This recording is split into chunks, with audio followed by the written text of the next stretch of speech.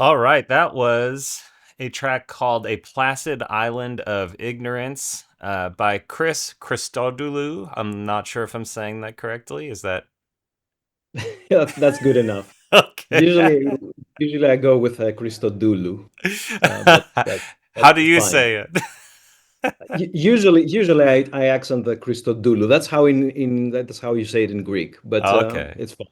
I've heard Okay, all cool. sorts of pronunciation, and it's perfectly fine, you know. Okay, great. So yeah, Chris, I'm not like a hardcore gamer. I'm more of a casual gamer, and I Okay. got Risk of Rain too because I'm a huge Borderlands fan, and I love the Gearbox Software games. And so I was playing it, and I'm hearing odd time signatures, analog Yeah. synths, Mhm. progressive, chord changes and solos, like ripping solos. And I'm like, who wrote this music? This is, in terms of, weird music, I have never heard a video game feature this kind of, I don't even know, I guess you could call it like progressive, like synth rock, but it's unbelievable. And there's killer guitar solos, and sounds like there might be chat and stick. There's a million, synths and textures. So what is going on? How did you get this gig? Tell us about this music, because like I said, I've just never heard a video game like this. Amazing. Okay, well, first of all, I mean, thank you, but I don't want to take the credit for like, revolutionizing anything. But I mean, there's a kind of a little bit of a niche quasi tradition for video games to feature music that is slightly progressive or has this kind of background. But to talk about like my own stuff, how I got this gig? Well, I had worked on the original Risk of Rain back in 2013. It was done by an indie company called Hopoo Games. They developed Risk of Rain 2. They brought me on board again to continue writing the music, and then it eventually passed on to Gearbox. And I'm guessing that's the point where you picked it up. Yep. We listened to a track that is from the first expansion, the first DLC. So that's a kind of an addition to the original soundtrack. And it's been something that's sort of been my life for like the past 10 or plus years, because I mean, I wrote the original game 2013, and then I think around 2000, I think 19, no, scratch that, probably a bit earlier, we started working on the second game, which was a very, very long process because we took it through early access if people are playing in sort of kind of an open beta period. And then with the first expansion and the second expansion, it's been kind of non-stop working on this game. We even made a remake of Risk of Rain 1, so I had to go back and remaster and add a little bit of music to that original game. So it's kind of been in my life for such a long time, always, if not at the front of my screen, at least at the back of my head, you know? So it is, in a way, it is my life's work. And there's a lot of music there that, as you say, is very, there's odd time signatures, definitely crazy solos, a lot of my core influences from, adolescence and even childhood are in there. And just I used to joke with the developers that, you're essentially hosting and producing and financing my solo albums with this. It's just like that. This is sort of the music that I would write on my own if I was left to my own devices. So yeah, Well, it's been a fun project. I gotta say, I'm sure you're humble. You're being humble and modest here, but uh, I'm not. I haven't played every video game or anything. I've played a series of games, but this was such an eye opener to me. Actually, the first video game music that really opened my eyes was Alto's Odyssey, and I Okay. can't remember the name of the composer, but very Steve Reich, like Philip Glass, a lot of kind of like that interesting phase kind of music, or Hmm. pulses. But then to hear your music in a video game, um, it hit very different. Like a lot of times I don't. The music is very supportive of what's happening in a video game, but what you're doing, I feel, is so novel. Tell us who are some of these influences, because I know our audience who will love your music, and there's an older crowd who certainly is not playing Risk of Rain 2. I'll tell you that. Like a lot of our audience is 50 plus, but my guess is you're bringing a lot of the same kind of 70s prog music influences into today's, video games. So I'd love to hear who your influences are and what sort of feedback you've gotten from younger markets. I was actually going to start with that, with the latter part, because it's funny that you should say so. I get so many comments. My dad loves this music. My mom loves this music. My dad loves this music. Like I get this comment like all the time, and it's so funny to me because I mean I'm in my 40s now. I'm definitely way older than the standard Risk of Rain player, and it's such a fun thing to if I'm not at their parents' age, probably they're closer to my age than I am to them, to the players. So it's really fun to get this comment, and I always enjoyed it. So influence, I would say, definitely a lot of 70s prog. Although I must say that my introduction to production to prog music was through Dream Theater and Steve Vai, that we had a short conversation before starting this. I think those two were kind of the two big ones for me getting into prog.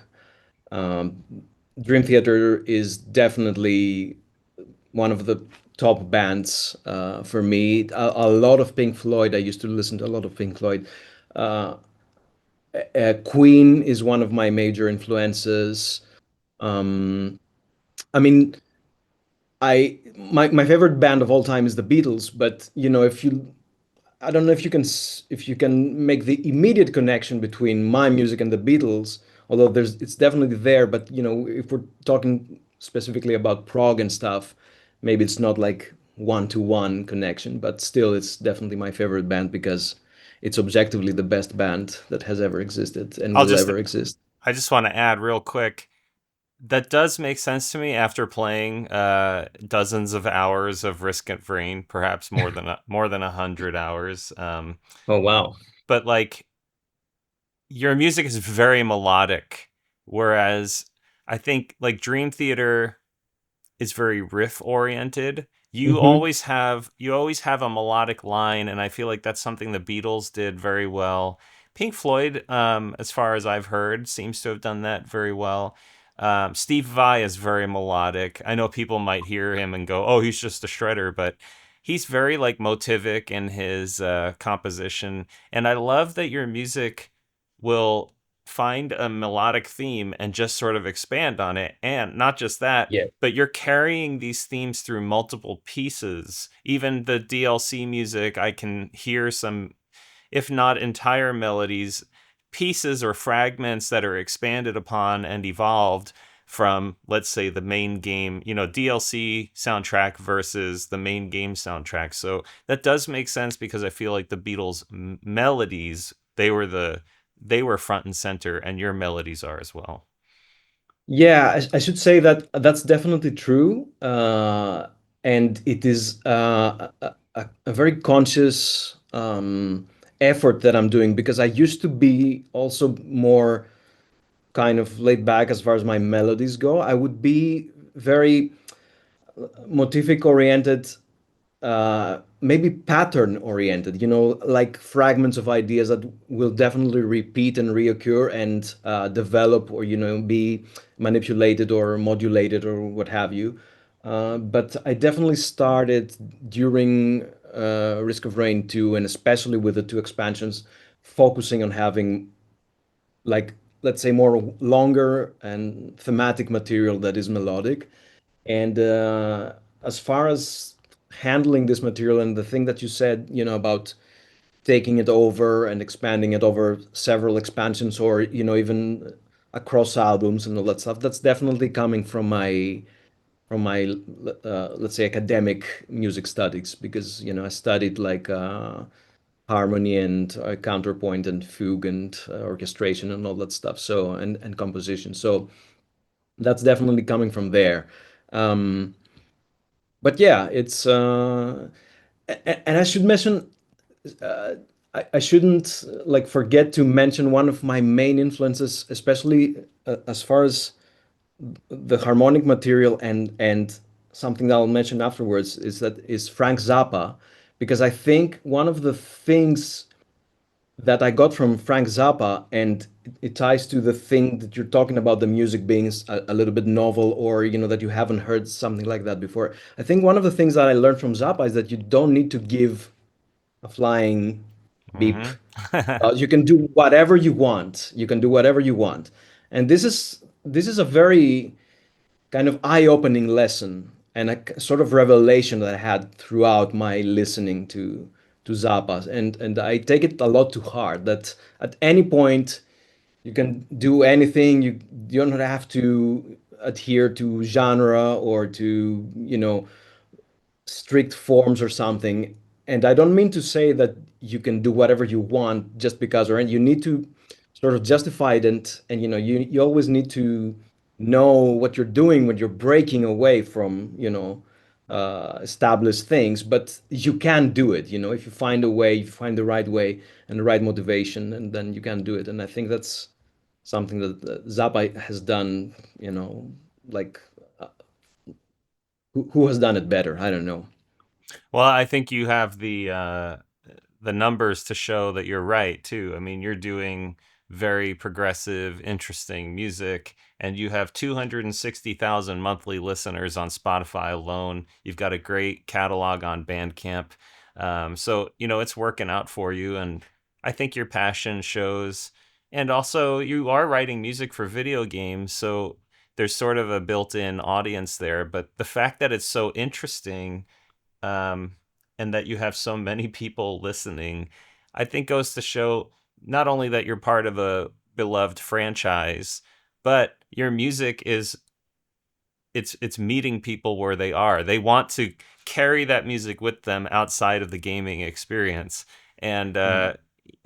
I've just like we had Alex Lifeson from Rush on the channel, and it seems like they might be an influence for you, but I had no idea what kind of fans Rush had, when we posted that interview. And in the same kind of respect, I had no idea you would. Most of the people I interview have hundreds of listeners a month on Spotify. You have 260,000 and this very healthy catalog. So I think you're doing something right, following this sort of inclination of doing what you want, but also you have to meet people where they are. You know what? It's the funny thing is that when we made the first game, I felt this need to experiment a little bit and sort of test the waters, so to speak.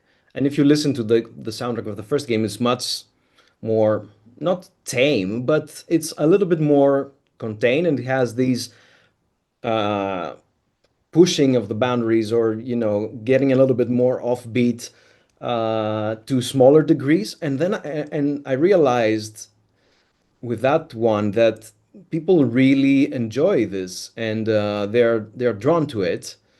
And that's why I think in the second game I've started pushing it even further, and there are specific pieces that are this is pushed to the extreme, even for, let's say, contained sections or something like a very wild solo, or there's a one piece that it has, like dual harmony or things like that, a little bit, and a lot of polypulses, polyrhythms, and things like that, that I found most people, even if they don't necessarily follow, mathematically or anything, they just groove to it. And I try to at least make uh,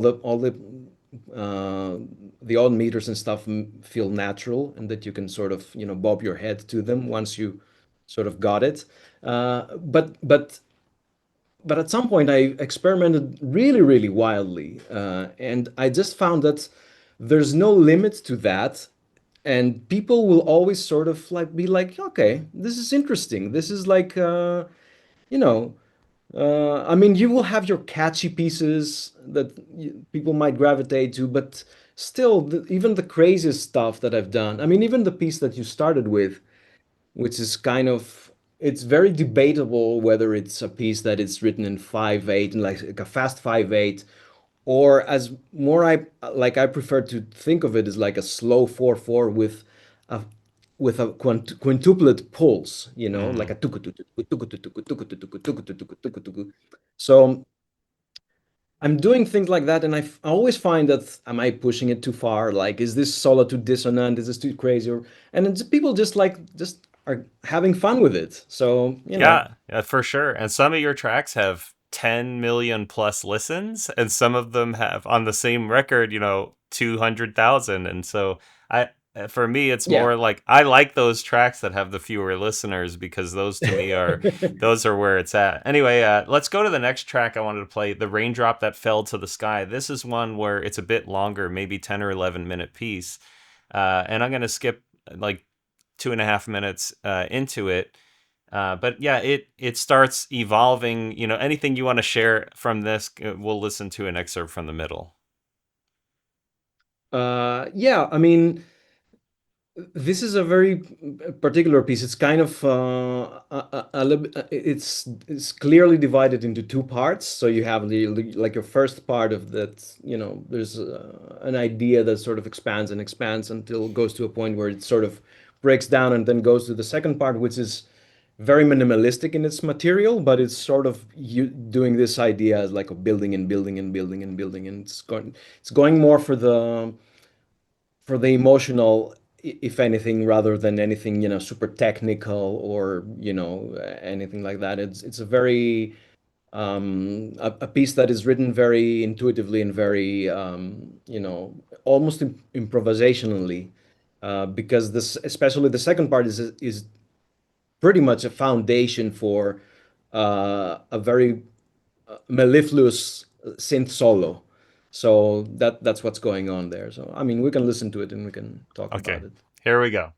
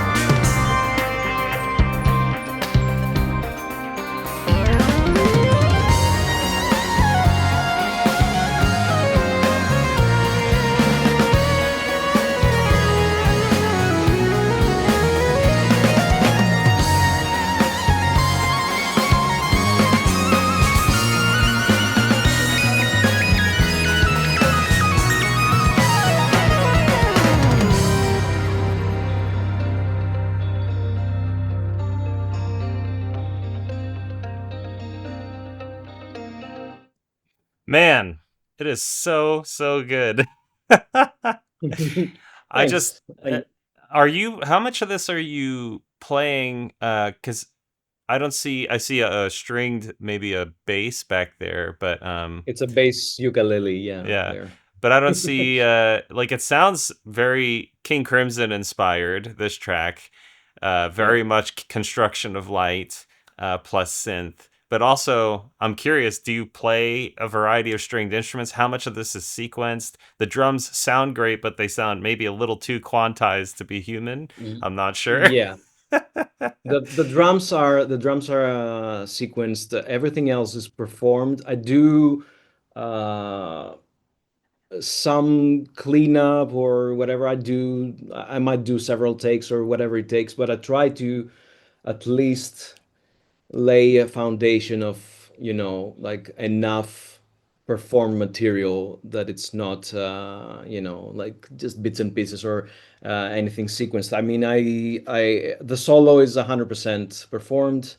The guitars are mostly performed, unless it's a very, I mean, if I'm playing a loop and it's, gonna play for like 16 bars, I might play four of them or eight of them or whatever. And I might repeat or do things like that.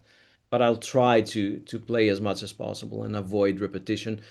I mean, the drums on this one, yeah, I think that they're a little bit more quantized than they should have been. Otherwise, I mean, yeah, I think I have some examples that are more natural, but everything is programmed on the drums. Other than that, I mean, I'll just play most of the things. There are exceptions in the soundtracks. For I don't know, I had violin at some point. I had not in this piece. I mean, in general, like I had saxophones. For the latest DLC, I had a bunch of guitar solos that are way beyond my own ability to perform. So I brought in a professional player to do. But yeah, most of the things are, it is what like stuff that I've played. The bass, the electric bass is all me and things like that. Man, you're a great player. Your tone on bass and guitar is excellent. How are you Thank you. like how much time do you spend on this tone crafting? Do you have I, like a I've, quad I've, cortex or a series of amps? What's going on? no, no, everything is actually all amps are in the box, and I have to say I've learned so much because I have friends that play music, and in sessions with them, I always pay a lot of attention on what they're doing to shape their tone and things like that. So uh, everything I know about guitar tone, I've learned from my friend Christos Spirakis, who played with me on a previous album, and he's like a guitar god and stuff. So he can make crazy tones, and but it's just essentially a lot of experimentation and just trying to figure things out based on the little things I understand about music, which are sort of accumulating through the years. I mean, I started learning the piano. Piano led me to synths and all that stuff, synths and the computer also. And when I was a teenager, I played the drums a lot. I wish I hadn't played the drums for a long time, uh, but because I used to play, I pay a lot of attention. I mean, the drums might feel quantized, but I assure you they're very playable. Hmm. There's nothing that it's not playable by a human being on the drums. And then I picked up, like the guitar and the bass just because we had to, it's just what if you're in a gang of musicians, you just, you start picking up things and you just learn because that's what you do. Well, that's extremely modest way of putting it because the bass playing and the guitar playing outside the shred solos, the stuff you are playing is very, very good, and I think a lot of people Well, would aspire to be able to have that level of capability on the instrument, even if it's just, well, I just picked it up. No, I mean, it's not, I don't know, I don't mean to say that I haven't studied it, but Yeah. I'm very careful because I'm very hesitant about terms such as like multi-instrumentalist and stuff, because sometimes it means that you can't play anything. Uh-huh. And I'm kind of like I have a lot of respect to people who have studied immensely and have been professional athletes, so to speak, in their instruments, Yeah. because this is something that I couldn't do. I went into composing essentially because I was too lazy to really, really, dive into the deep end and focus on my piano playing. So as much as I have spent many, many hours on the guitar, on the bass, on the drums, and on the piano, I'm nowhere near like a professional player, but I'm a very good cheater. When I'm in the computer, I can cheat really well. Although as I said, I don't cheat in the sense of like, creating parts out of nothing Right. or sequence, or I don't use MIDI guitars or anything like that. But, if I have to take those 8 bars 40 times to make the good take, I will take it. Yeah. I have the patience, the Well, tenacity. the music is excellent. You have a Bandcamp page with everything available. It's also all on the streaming sites.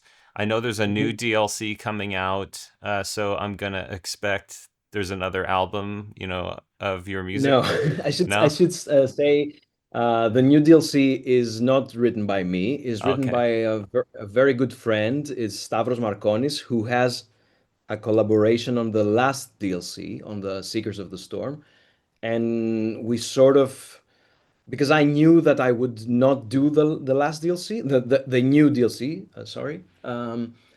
I sort of tried my best to find the best person to carry on.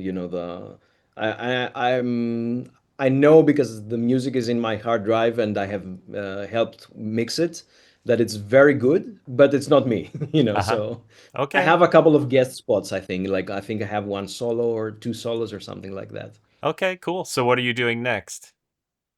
Okay, so next, I'm working with a friend of mine, Jonas Kyratzes, who is the person with whom we did my very first game, The Sea Will Claim Everything. And this sparked kind of a friendship that has lasted for many, many years. That was back in 2012. And we've done several projects. And now we're doing something really fun and interesting, which is we're working on an audio drama that he's written, and he's directed the recordings of the actors, all the actors.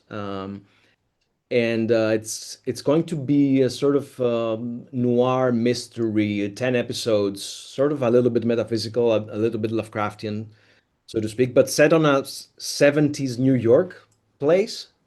And for that, I'm doing all the like editing the voices and stuff. But more importantly, I'm creating all the sound design and I'm doing all the music for this. And this is going to have it's going to have, let's say, a duality of music. And the one thing is synthesizers that is, sequenced and in the computer and stuff. And the other part is going to be an acoustic ensemble, like a string ensemble, not exactly a quartet, but a little bit more expanded, kind of like an expanded quintet that is going to handle some of the more intricate, or let's say peculiar soundscapes. So this is what we're working on. It's quite a big project because the episodes are large. They're like the first episode's like a 50 minutes long, and then we have like from 35 to like 40, 45 minutes. And it takes a lot of, it's like essentially like doing a bunch of short films, or even not even short films because it's really lengthy. But it's fun. It's fun because it's something different. It's something that we both like, and I get to write very, very different music. It's has nothing to do with like the prog and all that stuff. It's more like especially the synth stuff is more like atmospheric, maybe Carpenter-ish, you know. Okay. So it's a real, 180 turn to doing something entirely different. So Awesome. it's very interesting, I think. Well, good luck with your next project. And if you're watching this and you're still here, please check out Chris's Bandcamp, Chris Christodoulou. .bandcamp.com, and all the music is there. Everything's on streaming. You can look up Risk of Rain if you forget Chris's name. But yeah, look up Risk of Rain. And it's an awesome game, too. If you're into video games, it's a lot of fun to play. It took me maybe, I don't know, 30 to 60 minutes to understand the point of the game. And then it just kept Okay. getting better and better and better. And yeah, I love it. It's excellent. That's Right on. awesome. Chris, thanks again for coming over today and talking about your music. I appreciate. Oh, you're very welcome. Thanks for having me.